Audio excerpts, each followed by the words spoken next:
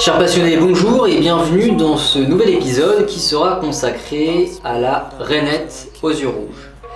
Alors la rainette aux yeux rouges est sans conteste la plus familière de toutes les grenouilles arboricoles présentes en terrariophilie. Elle s'adapte parfaitement à la captivité, même si elle est un peu plus fragile que les autres espèces plus courantes. Si vous faites l'acquisition de spécimens en bonne santé et que vous répondez à leurs besoins élémentaires, la maintenance des rainettes aux yeux rouges s'avérera très gratifiante pour vous. Alors originaire d'Amérique centrale, du sud du Mexique au Panama et certaines populations du nord de la Colombie, la rainette aux yeux rouges a pour habitat les forêts tropicales à proximité des points d'eau temporaires ou permanents. Pendant la journée, elle vit sur les feuilles et autres surfaces et se camoufle en cachant ses couleurs vives. Lorsqu'elle est surprise par les prédateurs, elle les repousse en exposant ses zébrures latérales, ses pieds orange ou bien ses yeux rouge vif.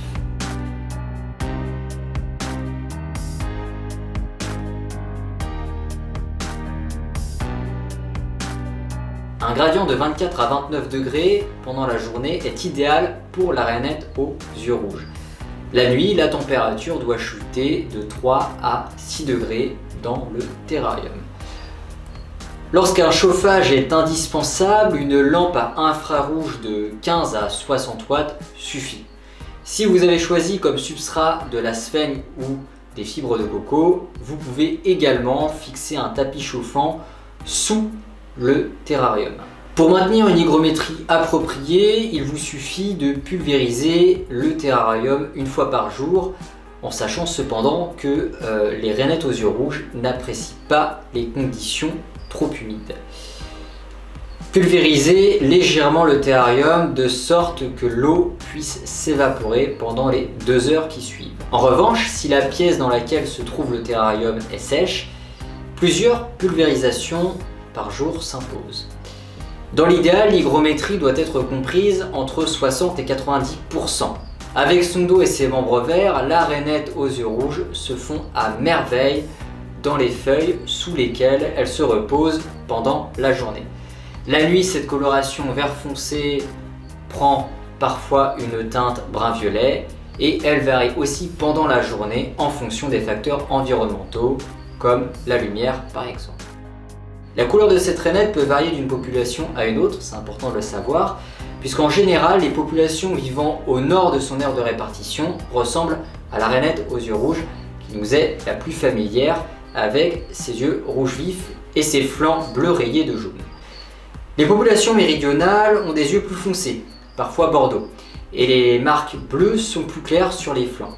Les femelles adultes peuvent atteindre 7,5 cm de long, tandis que les mâles ne dépassent rarement les 5 cm.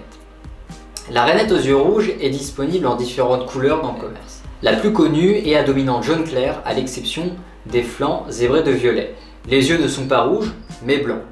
Une forme albinos récente arbore un jaune plus vif que le précédent et les yeux rouges de la variété courante. Une variété au corps noir, à l'exception du ventre blanc rosé, est également apparue récemment sur le marché. Il existe enfin une variété bleue, mais celle-ci est rarement disponible. La rainette aux yeux rouges peut être maintenue avec un régime alimentaire composé principalement de grillons. Pour les adultes, comptez de 2 à 8 grillons 2 ou 3 fois par semaine. Les juvéniles doivent être nourris tous les jours, mais les rations doivent rester raisonnables, afin d'éviter le stress. Pour varier leur alimentation, offrez des mouches volantes aux adultes qui apprécient aussi les petits vers de terre, les vers de soie et les blattes. Bon, seulement les juvéniles des grandes espèces.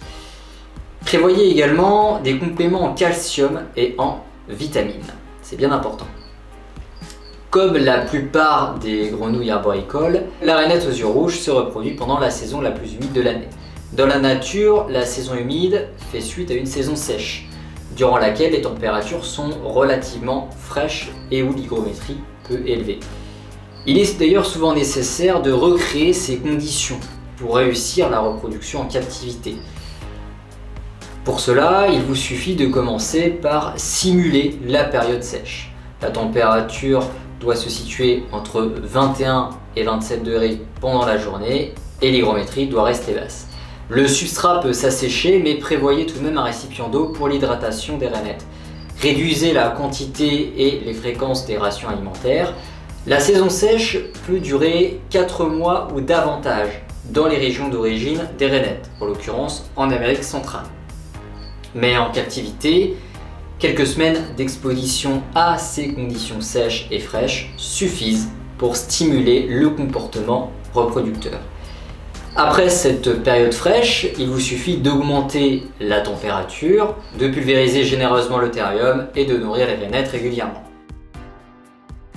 Les mâles se mettent à chanter sur leur perchoir et les femelles produisent des œufs si elles sont bien nourries. Déplacez alors les rainettes dans une chambre de pluie contenant des plantes à larges feuilles sur lesquelles les femelles pondront leurs œufs.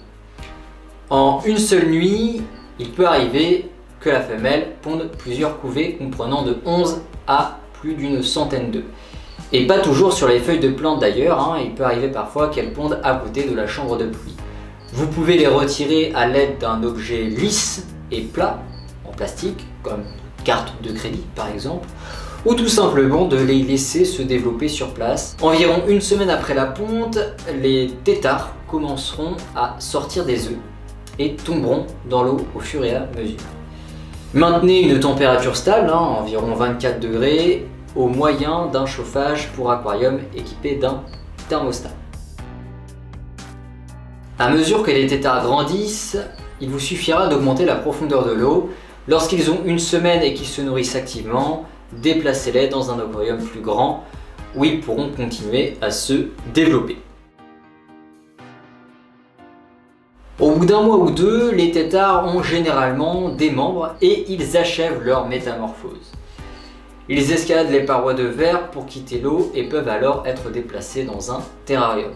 Alors pour éviter les noyades, je vous conseille de laisser flotter quelques morceaux de liège et de laisser pousser des plantes qui émergent afin que les jeunes rainettes puissent les escalader pour sortir de l'eau.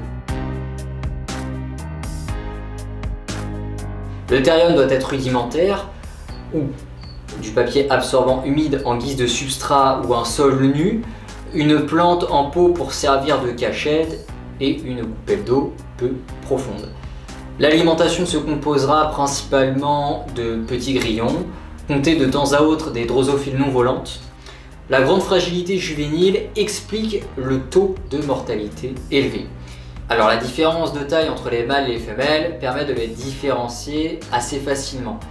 Les mâles atteignent de 5 à 6 cm de long à l'âge adulte et les femelles sont généralement plus grandes, en compte de 5 à 7 cm. Les mâles peuvent également être identifiés par les cris qu'ils poussent la nuit et par les coussinets nuptiaux bruns qui apparaissent pendant la saison de reproduction. Le sexe des juvéniles ne peut pas être déterminé, par conséquent, si vous avez l'intention de faire reproduire ces rainettes et que seuls des juvéniles sont disponibles, achetez-en un grand nombre pour avoir des chances d'acquérir au moins un couple. Et les juvéniles atteignent l'âge de la maturité sexuelle au bout d'un an.